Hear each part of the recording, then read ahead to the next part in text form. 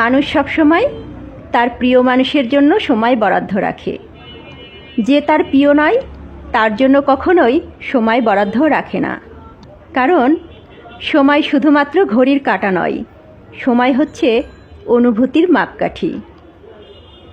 মানুষ শত ব্যস্ততার মাঝেও তার প্রিয় মানুষের জন্য ছোট ছোট মেসেজ সেন্ড করে, কেমন আছো, কি করছো, কি খেয়েছো। আর যে তার প্রিয় নয় তার জন্য শত ব্যস্ততার মাঝে সময় খোঁজা তো দূরে থাক, অফুরন্ত সময় হাতে থাকলেও তার কথা মনে রাখে না। আসলে সব মানুষের প্রতি সব রকম অনুভূতি আসে না, সব মানুষকে সময় দেওয়াটাও সম্ভব হয় না। তবুও কিছু মানুষ অপেক্ষায় থাকে, বিশ্বাস করে হয়তো কোনো একদিন কোনো একজন মানুষের হৃদয়েও তাদের জায়গা হবে, কোনো একজন মানুষের স্পেশাল মানুষ সেও হবে।